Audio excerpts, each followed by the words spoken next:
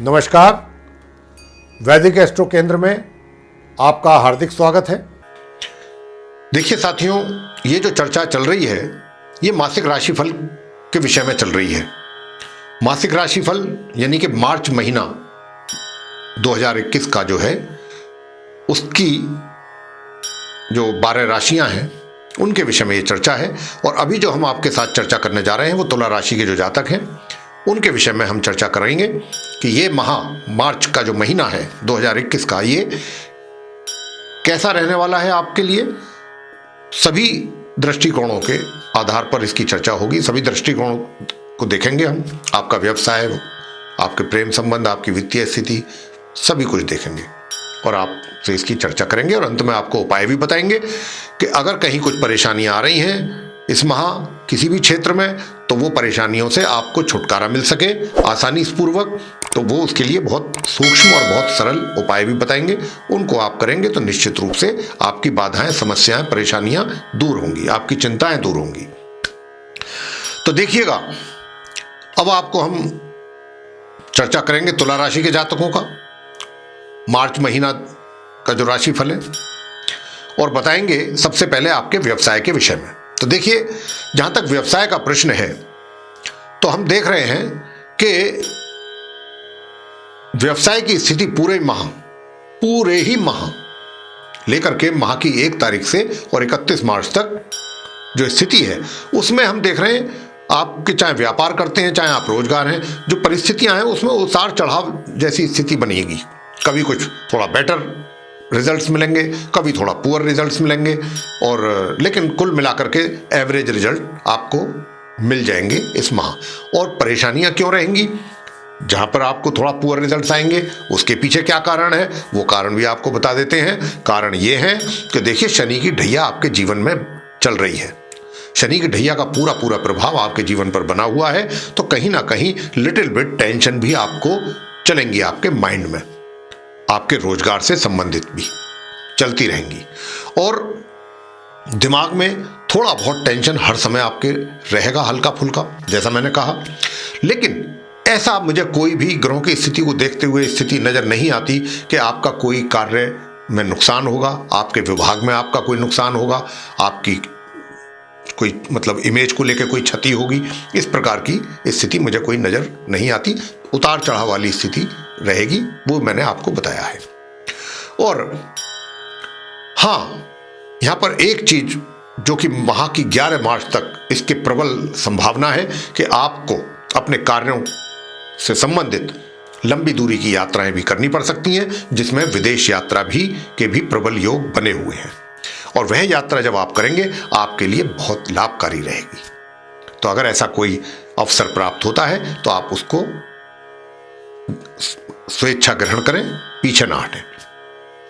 तो अब आगे की चर्चा करते हैं आपके वित्तीय स्थिति के विषय में। तो देखिए, जहां तक वित्तीय स्थिति का सवाल है तो जो यानी कि बुध जो है वो अपनी राशि परिवर्तित करेंगे और वो मकर राशि से निकल करके अपनी मित्र राशि कुंभ में आपकी कुंडली के पंचम भाव में प्रवेश करेंगे 11 मार्च को। और उससे पहले सूर्य और शुक्र की युति वहां बनी हुई है पहले से ही पंचम भाव में, और सूर्य अपने घर को देख रहे हैं एकादश भाव को, यानी कि इनकम का घर को। तो इनकम आपको रेगुलर वे में होगी। पूरे माह आपको पैसे की तरफ से कोई प्रॉब्लम, समस्या नहीं बनने वाली, जो ग्रहों की स्थिति हम देख पा रहे हैं सामने हमारे चार्ट में।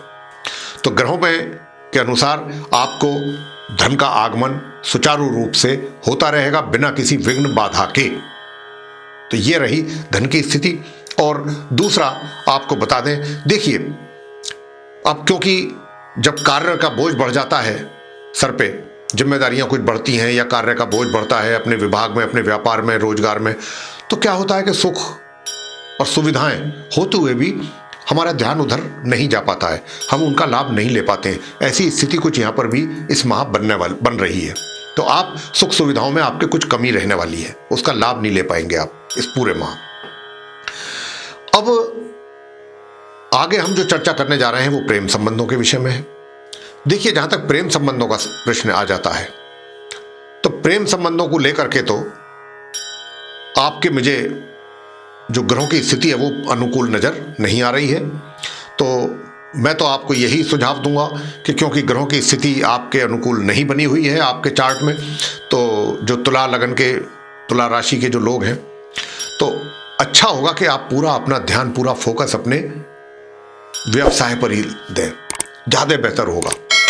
क्योंकि जो अगर आप कुछ करेंगे भी, मेहनत भी करेंगे अपने इन संबंधों को लेकर के, कुछ आगे बढ़ने की कोशिश करेंगे, तो उसमें आपको कुछ अनुकूल परिणामों की प्राप्ति नहीं हो पाएगी। तो इसीलिए मैं कह रहा था कि जो भी आपने एफर्ट करने वो उधर लगाएं, उसका कुछ आपको रिजल्ट भी बेटर मिलेगा अपने व्यवसाय में। अब हम चलते हैं आपके पारिवारिक संबंधों की तरफ कि पारिवारिक संबंध इस बार कैसे रहेंगे। देखिए, पारिवारिक संबंधों में भी खटास तो आएगी बीच बीच में, लेकिन मंगल है तो वो इस स्थिति को संभाल लेंगे। बीच बीच में ऐसी स्थिति आएगी इस माह के जो संबंध हैं उनमें कहीं ना कहीं कुछ तलखी, तनाव कुछ इस प्रकार का बनेगा, लेकिन मंगल स्थिति को संभाल रहे हैं, तो कहीं ना कहीं वो जो चीज़ें हैं वो थोड़ा सा संभल जाएंगी और चीज़ें नॉर्मल सी की तरफ को आएंगी और सामान्य वातावरण बनेगा परिवार के बीच में अल्टीमेटली। और इसी प्रकार खर्चों का रहेगा। खर्च तो होंगे, लेकिन कहीं आप चाहेंगे तो अपने काबू में कर सकते हैं, उन खर्चों को कंट्रोल में ला सकते हैं, नियंत्रण में कर सकते हैं अगर आप चाहेंगे तो। अब शिक्षा की बात करते हैं। देखिए, शिक्षा की जहां तक बात है, शिक्षा को भी मैं देख पा रहा हूं जो ग्रहों की स्थिति है, सूर्य शुक्र की युति बनेगी, वो आपके अभी पंचम भाव में बनी हुई है और सूर्य रहेंगे यहाँ 14 मार्च तक और शुक्र रहेंगे 17 मार्च तक यहाँ पर, और उसके बाद बुध आ जाएंगे 11 मार्च को ही पंचम भाव में। तो पूरे माह हम देख पा रहे हैं कि जो है शिक्षा को लेकर के जो भी प्रयास आपके द्वारा किए जाएंगे उनमें आप अच्छे परिणामों की प्राप्ति कर सकते हैं। अगर आप थोड़ा अच्छे ढंग से मेहनत करेंगे तो परिणामों की प्राप्ति भी आपको उसी के अनुसार होगी। ऐसा नहीं है कि अधिक मेहनत कई परिणाम आ गए आपके प्रतिकूल या थोड़ा अपेक्षा से कम आए, ऐसा नहीं होगा। जितना मेहनत करेंगे परिणाम उसके अनुसार आपको प्राप्त होते रहेंगे। संतान की बात करते हैं यहां पर। तो देखिए, संतान का जहां तक प्रश्न आता है, संतान को लेकर के माता पिता को 14 मार्च तक, 1 मार्च से लेकर 14 मार्च तक हो सकता है कि अपने संतान के किए हुए कार्यों पर उनको कोई पुरस्कार आदि की भी प्राप्ति हो जाए, तो कोई आश्चर्य की बात नहीं है।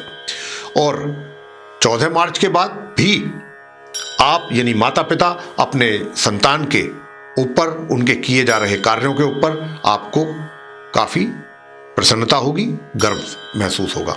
इस प्रकार की स्थिति संतान की है पूरे माह। अब वैवाहिक संबंधों की भी चर्चा कर लेते हैं। देखिए, वैवाहिक संबंधों का जहां तक प्रश्न आता है तो वह आपको बता दें कि थोड़ा संबंधों में कमी नजर आ रही है और जीवन साथी के स्वास्थ्य को लेकर के भी थोड़ा सा समस्याएं हैं बनेंगी इस माह।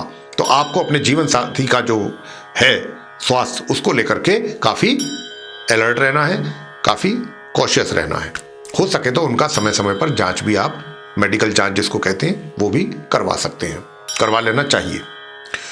स्वास्थ्य, अंत में स्वास्थ्य की बात करें तो देखिए, स्वास्थ्य तो मुझे आपका पूरे माह ही 19 ही नजर आ रहा है, 21 नजर नहीं आ रहा, यानी कि सामान्य से नीचे। तो आपको भी अपने स्वास्थ्य की ओर पूरा ध्यान देना है और ध्यान देना चाहिए, और अपना भी समय समय पर मेडिकल चेकअप अवश्य कराना चाहिए।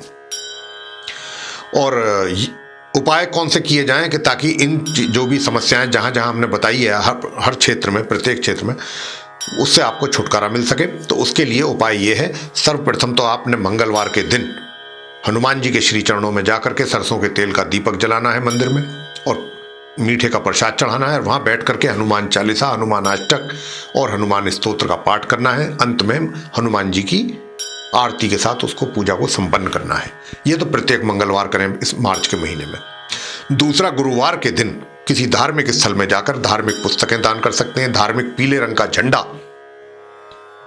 माता का लाल होता है वैसे पीला भी होता है, पीले वस्त्र भी आप किसी गरीब आदमी को दे सकते हैं, खुद ना पहने। और केसर का तिलक पूरे मार्च के महीने 1 तारीख से 31 तारीख तक आपने लगाना है माथे पर, अपनी जिह्वा पर और अपनी नाभि पर। ये प्रतिदिन आपने केसर का तिलक अवश्य लगाना है। और शुक्रवार के दिन आपने छोटी छोटी सी कन्याओं को, 4-4, 5-5, 6-6 साल की कन्याओं को कुछ सफेद मिठाई या सफेद वस्त्र उनको दे सकते हैं आप उपाय के तौर पर। और वो भी पॉसिबल नहीं है तो गाय को जाकर के, सफ़ेद गाय को आपने 2 रोटी या 4 रोटी, जो भी आपकी श्रद्धा है, सामर्थ्य है, उसके ऊपर चीनी रख करके, देसी घी रख लें, कोई भी सफ़ेद मिठाई रख लें और वो आप अपने हाथों से गाय को खिलाएं। ये उपाय आपने करने हैं बस, और देखिए फिर आप जो समस्याएं आई हैं, आ रही हैं इस माह, वो भी इधर उधर हो जाएंगी। तो ये था तुला राशि के जातकों का राशिफल। आपको पसंद आया तो इसको आप लाइक करें, शेयर करें और चैनल को भी सब्सक्राइब करना ना भूलें। साथ ही जो बेल आइकन है उसको अवश्य दबाएं, ताकि आने वाले दिनों में जो भी हमारे कार्यक्रमों के नए वीडियोज़ हैं वो आप तक आसानी से पहुंच सकें और आप उनका भी समय अनुसार लाभ प्राप्त कर सकें। इसी के साथ बहुत बहुत धन्यवाद। जय माता दी।